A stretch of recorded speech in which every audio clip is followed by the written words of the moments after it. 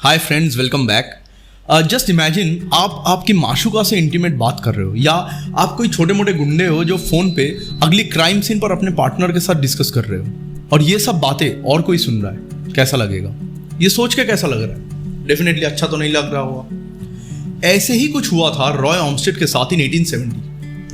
America के ये drug peddler थे जिसको सजा मिली थी बिकॉज ऑफ टेलीफोन टैपिंग, क्योंकि इन्वेस्टिगेटिंग ऑफिसर्स ने इनके खिलाफ जो एविडेंस कलेक्ट किया था वो टेलीफोन को टैप करके किया गया था, जिसको वायर टैपिंग भी कहते हैं। अब ये रॉय भाई साहब जब कोर्ट गए तब इन्होंने कहा कि ऑफिसर्स मेरे बिना जानकारी के ये टेलीफोन कॉल्स को रिकॉर्ड किया है और इससे इनके बेसिक राइट्स की उल्लंघन होती है। लेकिन तब जमाना अलग था, तो कोर्ट ने ये बेसिक राइट्स को ध्यान ना देते हुए कहा कि टेलीफोन टैपिंग आपकी प्राइवेसी यानी निजता को हैम्पर नहीं करते हैं और इसीलिए इसकी कन्विक्शन हो गया। लेकिन अब ऐसा नहीं हो सकता है क्योंकि ज़माना बदल चुका है। ज़माने के साथ साथ कुछ कानून भी बदल चुका है। अमेरिका ने फोन टैपिंग से रिलेटेड लॉस की ज़रूरत वर्ल्ड वॉर 2 के समय समझा जब पर्ल हार्बर में अटैक हुआ था। उसी दौरान यूएसए की हाउस ऑफ रिप्रेजेंटेटिव ने फोन टैपिंग को लेकर बातचीत करना शुरू कर दिया था। बाय द वे, अगर सही में मेरा वीडियोस आपको अच्छा लग रहा है और आप मेरे वीडियोस से कुछ नॉलेज गैदर कर रहे हैं, देन प्लीज चैनल को सब्सक्राइब कर दीजिए। इससे आपको मेरे नए वीडियोस की नोटिफिकेशंस मिलते रहेंगे और मुझे वीडियोस बनाने की motivation. Let's come back to the topic. अब 1990 के टाइम पे भारत में कई सारे पॉलिटिशियंस की फोन टैप किया जा रहा था। स्पेशली ये केस प्रोमिनेंट हुआ था जब चंद्रशेखर जी की सरकार बनी, जो भी 7-8 महीने के लिए बनी थी। अब ये घटना को लेके ऑब्वियसली सुप्रीम कोर्ट में एक रिट पिटीशन फाइल किया गया और ये case people's union for civil liberties ने फाइल किया था इन 1996। वहीं से PUCL केस का नाम फेमस हुआ। अब CBI इंक्वायरी के बाद पता चला कि सही में 27 पॉलिटिशियन की फोन टैप किया गया था, जिसमें प्रधानमंत्री को भी छूट नहीं मिली। सुप्रीम कोर्ट ने ये केस को स्टडी करते हुए कुछ गाइडलाइंस लेके आए कि कब government section 5 subsection 2 of telegraph act को यूज कर सकते हैं। ये वो सेक्शन है जो ये कहते हैं कि कौन से ग्राउंड्स पर centre and state government phone tap कर सकते हैं। पहला, sovereignty and integrity of India. अब इसकी बहुत वाइड इंटरप्रिटेशन किया जा सकता है। कोई भी ऐसे घटना को तोड़ मरोड़ कर इंटीग्रिटी पर सवाल किया जा सकता है। दूसरा, सिक्योरिटी ऑफ स्टेट। ठीक है, टेररिस्ट एक्टिविटीज को ट्रैक करने के लिए ये देश की इंटरनल सिक्योरिटी या कम्युनल हार्मोनी को बनाए रखने के लिए ये जरूरी है। तीसरा है friendly relations with foreign states. इसका मतलब है कि अगर आप कोई दूसरे देश के साथ हमारा रिलेशन को खराब करने की कोशिश करेंगे, सो इन दैट केस आपके फोन को टैप किया जा सकता है and that's the legitimate way to safeguard the national integrity of national security. Fourth, public order. इसका भी एक वाइड इंटरप्रिटेशन है।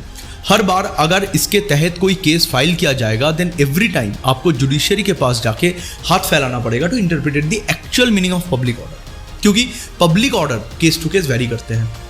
एंड द फिफ्थ रीजन दिया गया है for preventing incitement to the commission of an offence. इसका मतलब अगर आप कोई क्राइम सीन प्लान कर रहे हैं, जैसे कि कम्युनल राइट्स हो गया, तो उसके तहत आपका फोन को टैप किया जा सकता है।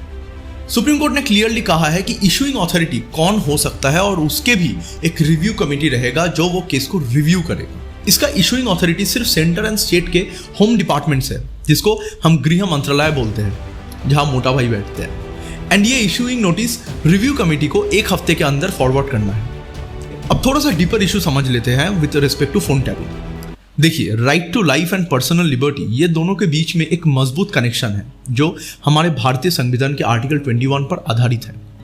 एंड राइट टू प्रिवेसी यानी निजता की अधिकार, ये आर्टिकल 21 का ही एक हिस्सा है।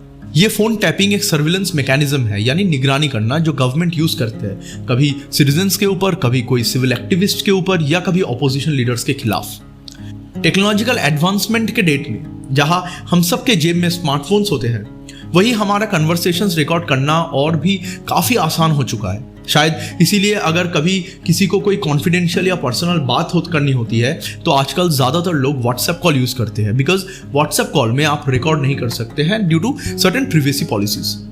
अब ये पूरे डिस्कशन के बाद मेरे मन में एक सवाल आता है कि अगर मैं किसी से फ़ोन पे बात करते हुए उसकी बात को रिकॉर्ड कर रहा हूँ, या फिर मेरी बात रिकॉर्ड किया जा रहा है और कल इसी बातचीत को लेके कोई केस फाइल किया जाता है, देन इस केस में क्या मेरी फ़ोन रिकॉर्डिंग्स कोर्ट के सामने एडमिसिबल है? नहीं, ऐसे रिकॉर्डिंग्स कोर्ट में इनएडमिसिबल है।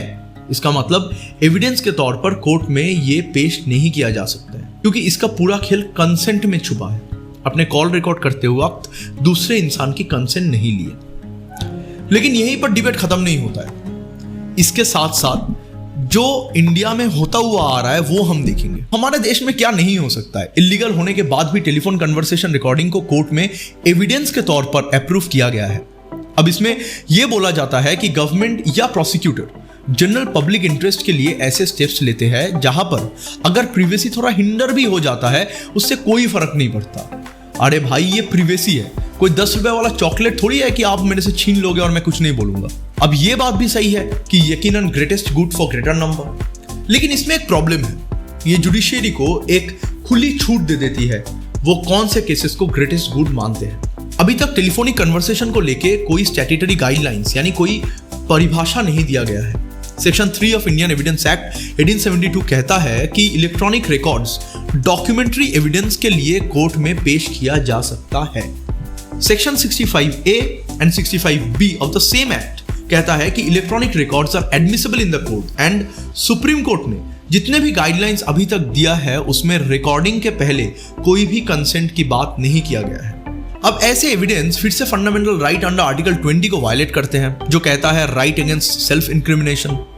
इसका मतलब कोई भी व्यक्ति को आप उसके खुद के ऑफेंस के लिए जबरदस्ती विटनेस नहीं बना सकते हैं। सिर्फ यही नहीं बल्कि ये राइट टू रिमेन साइलेंट जो कि फिर से एक फंडामेंटल राइट है उसकी भी उल्लंघन करती है। तो आगे से फोन रिकॉर्ड करने से पहले सोच लेना कहीं ऐसा तो ना हो कि किसी और की प्राइवेसी को आप हैम्पर कर रहे हो।